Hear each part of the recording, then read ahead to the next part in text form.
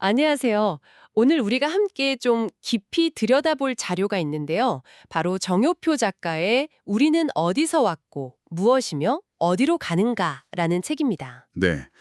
요즘 세상 돌아가는 걸 보면 뭐랄까 도대체 방향을 알 수가 없다 이런 생각 자주 하지 않으세요? 아, 정말 많이 하죠.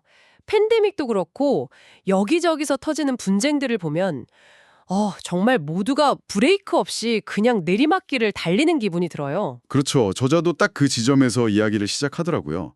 사람들은 보통 정치나 경제 아니면 교역 탓을 하잖아요. 네, 남 탓하기 바쁘죠. 근데 더 깊이 들어가 보면 그 뿌리에는 결국 우리 각자의 이기심, 또 자기 주장만 남아 있다는 거예요. 모두가 자기만의 지도를 손에 들고 이쪽으로 가야 한다 외치고 있으니 혼란스러울 수밖에요. 그래서 저자가 우리한테 공동의 지도가 필요하다고 아주 힘주어 말합니다. 공동의 지도라.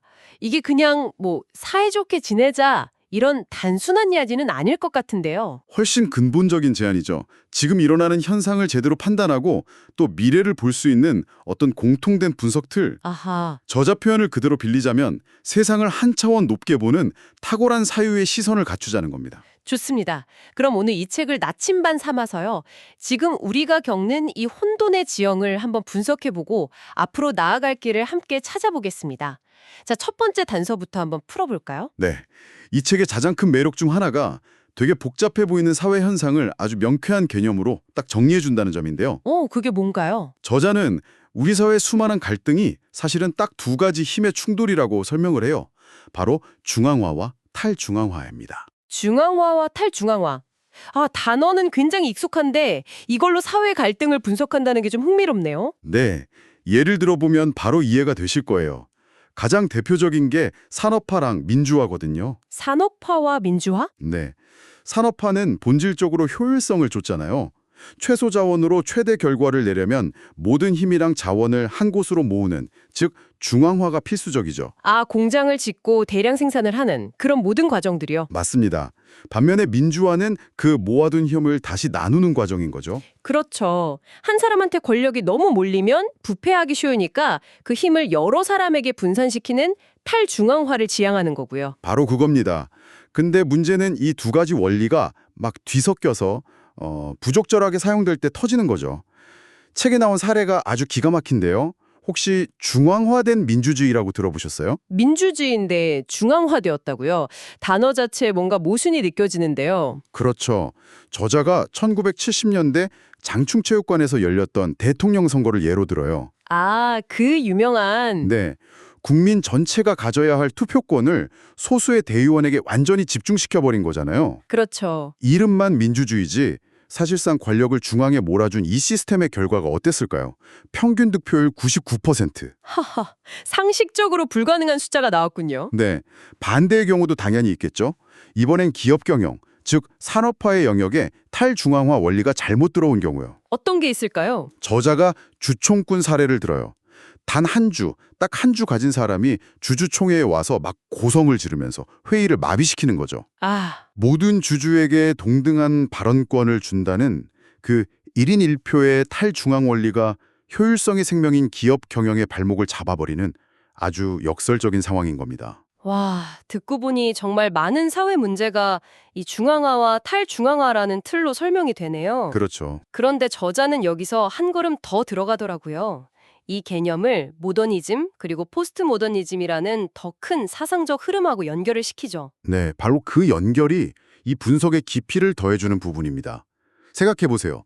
거대한 공장, 중앙집권적인 행정국가, 성장제일주의 이런 것들은 전부 효율과 위계를 중시하는 모더니즘의 특징이거든요. 아, 주광화의 가치와 딱 맞아떨어지네요. 네, 반면에 지방자치, 소수자 인권, 분배 중심 정책, 수평적 네트워크 같은 것들은 다양성을 존중하는 포스트 모더니즘, 즉 탈중앙화의 가치를 반영하고요. 그런데 진짜 문제는 이걸 사람들이 자기 입맛에 맞게 그냥 골라 쓴다는 점인 것 같아요. 저자가 내로남불이라고 아주 콕 집어서 이야기하더라고요. 맞습니다. 예를 들면 기업의 독과점은 중앙화라면서 막 비판하던 사람이 정작 자기가 속한 이익 집단의 권리를 주장할 땐 그 누구보다 중앙화된 논리를 내세우는 식이죠. 아, 이런 일관성 없는 태도가 결국 서로에 대한 불신을 키우고 사회 혼란을 더 키운다고 저자는 아주 날카롭게 지적하고 있습니다. 이렇게 원칙 없이 계속 부딪히다 보면 시스템이 삐걱거릴 수밖에 없고 어쩌면 결국 무너질 수도 있겠다는 생각이 드는데요. 사실 붕괴나 해체 이런 단어는 듣기만 해도 좀 불안하잖아요. 그렇죠. 그런데 이 책이 바로 그 지점에서 정말 흥미로운 관점을 제시합니다.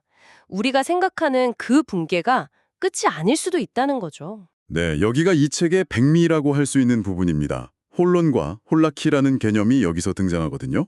혼론이요. 좀 생소한 단어네요. 혼론이란 그 자체로 온전한 전체이면서 동시에 더 큰 전체의 부분이 되는 존재를 뜻해요.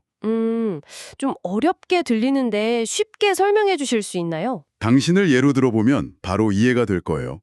당신은 그 자체로 완결된 하나의 인격체, 즉 전체잖아요. 네, 그렇죠. 하지만 동시에 당신의 가족, 당신이 다니는 회사, 그리고 대한민국이라는 더 큰 시스템의 부분이기도 합니다. 이렇게 전체이면서 동시에 부분인 존재, 그게 바로 혼론입니다. 아하, 이해했어요.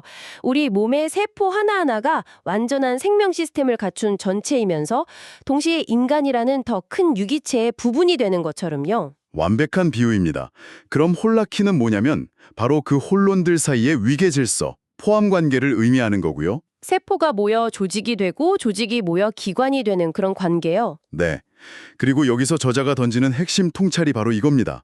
상위 시스템이 해체되어도 하위 혼론은 사라지지 않는다. 잠깐만요. 회사가 망하거나 국가가 사라지면 그 구성원들도 끝나는 거 아닌가요? 이게 아니라는 말씀이세요? 바로 그게 우리의 고정관념이라는 겁니다. 로마 제국이 멸망했다고 해서 로마 시민들이 전부 사라졌나요?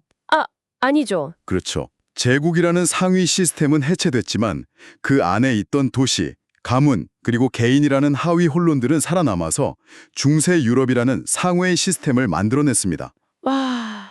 책에 나오는 전체는 일순간 해체되면 사라지지만 부분은 새로운 전체를 구성한다는 문장이 바로 이 개념의 정수입니다. 와, 이건 정말 생각의 전환인데요. 우리가 시스템의 붕괴를 두려워하는 건 그 시스템이 주는 어떤 안정감, 예측 가능성 이런 거에 길들여졌기 때문인데 저자는 오히려 그 시스템을 이루는 부분이 전체보다 끈질긴 생명력을 가졌다고 보는군요. 그렇습니다. 이게 바로 자연의 진화 방식이라는 거죠. 부분이 전체보다 우선하고 더 오래 살아남습니다. 이 관점을 딱 장착하고 나면 지금 우리가 겪는 여러 위기들을 전혀 다른 시각으로 볼 수가 있게 돼요. 그렇겠네요. 저자는 현대사회가 여러 측면에서 한계에 부딪히면서 어쩌면 거대한 해체를 앞두고 있다고 진단합니다. 구체적으로 어떤 위기들을 말하는 건가요? 첫째로 도시화의 모순입니다. 거대 도시는 수많은 사람을 모아서 효율성을 극대화하는 그야말로 중앙화의 결정체잖아요. 그렇죠. 문명의 총화죠. 네. 덕분에 인류 문명은 눈부시게 발전했지만 그 대가로 개인의 삶은 뭐랄까 연료처럼 소모되고 있다는 겁니다. 아, 살인적인 집값, 끝없는 경쟁 속에서 사람들이 연애, 결혼, 출산을 포기하죠. 결국 도시라는 시스템을 유지하기 위해서 개인이 희생되면서 시스템 전체의 지속 가능성이 위협받는 모순에 빠진 겁니다. 도시가 스스로를 유지할 동력을 잃어가는 셈이네요. 혁신이 줄어들고 있다는 지적도 있었던 것 같은데요? 네, 경제학자 슌페터가 말한 창조적 파괴가 잘 일어나지 않는다는 거예요. 창조적 파괴요? 자동차가 등장해서 마차 산업을 완전히 대체해버리는 것처럼 새로운 기술이나 시스템이 기존의 것을 파괴하면서 사회 전체를 한 단계 도약시키는 그런 혁신을 말하죠. 요즘도 스마트폰도 나오고 AI도 발전하고 혁신은 계속되고 있지 않나요? 물론이죠. 하지만 저자는 그런 혁신들이 기존 시스템의 틀 안에서 이루어지는 좀 점진적인 개선에 가깝다고 보는 것 같아요. 사회가 너무 거대하고 복잡해져서 법규 하나 바꾸는 데에도 수많은 이해관계가 얽혀있잖아요. 아, 맞아요. 그래서 패러다임 자체를 바꾸는 수준의 혁신은 점점 더 어려워진다는 거죠. 시스템이 늙고 경직된 겁니다. 그리고 마지막으로 금융 시스템의 위기도 아주 심각하게 경고하더라고요. 그 부분이 특히 좀 섬뜩하죠. 네. 이자 기반의 현대 금융 시스템은 구조적으로 계속 성장해야만 유지가 되고 그 과정에서 필연적인 패배자를 낳는다고요. 특히 기축통화인 달러 시스템의 문제를 지적해요. 미국이 실물 경제와는 상관없이 계속 달러를 찍어내면서 그 가치가 점점 희석되고 있다는 겁니다. 어느 순간 사람들이 이 종이 조각을 더는 못 믿겠다고 생각하게 되면 전 세계적인 신용 붕괴, 그러니까 돈의 가치가 그냥 증발하는 사태가 올 수도 있다고 경고하는 거죠. 저자가 말하는 그 달러 시스템 붕괴라는 게 구체적으로 저나 당신 같은 보통 사람한테는 어떻게 다가오는 건가요? 그냥 은행에 있는 내 돈이 휴지 조각이 된다? 이런 건가요? 아니면 물가가 폭등하는 정도의 문제일까요? 둘 다 가능성이 있습니다.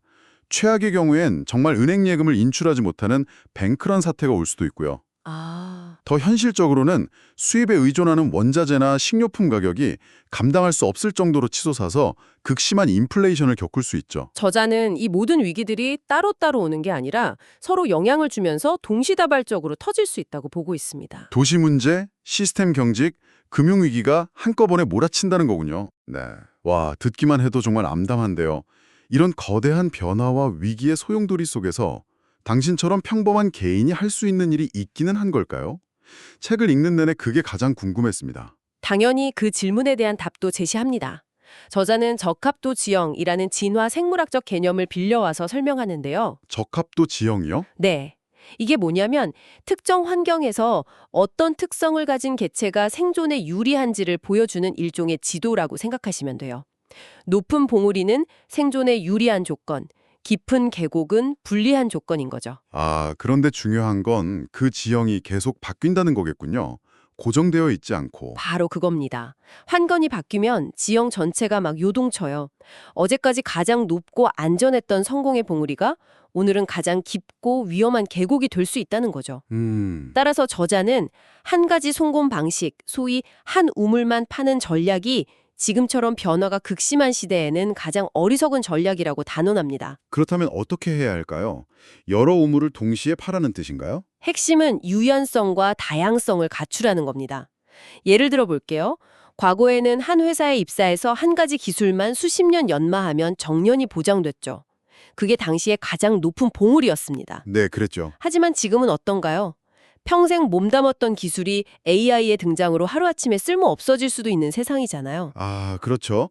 마치 한 가지 그래픽 디자인 툴만 완벽하게 다루던 디자이너가 AI 이미지 생성 툴이 나오면서 자기의 적합도 지형이 완전히 바뀌는 걸 보는 것과 같네요. 아주 적절한 비유입니다. 그런 상황에서 살아남는 사람은 변화를 한탄하는 사람이 아니라 이미 다양한 씨앗을 뿌려두었던 사람이라는 거죠. 다양한 씨앗이요? 네. 디자인 실력 외에도 프로젝트 관리 능력을 키워뒀다거나 AI 프롬프트 엔지니어링을 공부했다거나 아니면 3D 모델링 기술을 익혀두는 식으로요. 즉, 현재의 주력 분야에 집중하면서도 끊임없이 주변을 탐색하면서 미래의 가능성에 투자하는 전략이 필요하다는 겁니다. 이건 당신의 삶과 경력에 당장 적용해 볼 수 있는 아주 현실적인 조언이죠. 오늘 저희는 이 책을 통해서 세상의 혼란을 분석하는 중앙화와 탈중앙화라는 렌즈, 그리고 위기를 새로운 시각으로 보게 하는 혼론이라는 개념을 살펴봤습니다. 특히 붕괴나 해체가 끝이 아니라 새로운 질서를 만들기 위한 과정일 수 있다는 관점의 전환이 무척 인상 깊었습니다. 맞습니다. 저자는 인류의 세계관 자체가 변하고 있다고 말해요. 과거처럼 끝없는 발전을 믿는 선형의 세계관에서 이제는 생성과 소멸의 순환을 자연스럽게 받아들이는 원형의 세계관으로 이동하고 있다는 거죠. 계절의 순환처럼요. 네, 봄이 가면 여름이 오고 가을이 지나면 겨울이 오듯이 성장 다음엔 쇠락이 있고 그 쇠락은 또 새로운 봄을 위한 준비 과정이라는 걸 이해하게 된 겁니다. 그렇다면 이 책의 관점에서 보면 지금 우리가 겪고 있는 이 불안하고 거대한 위기들이 어쩌면 인류가 다음 단계로 나아가기 위해 낡은 껍질을 부수는 일종의 창조적 파괴 과정일 수도 있겠네요. 네, 그렇게 해석할 요지가 충분하죠. 고통스럽지만 어쩌면 반드시 거쳐야 할 성장통 같은 시기일 수 있습니다. 문득 이런 질문이 떠오르네요. 당신이 보기에 지금 우리 사회의 이 혼란 속에서 무너지고 있는 낡은 것들은 구체적으로 무엇일까요? 그리고 그 폐허 위에서 당신은 어떤 새로운 가치와 시스템이 싹트기를 바라시나요?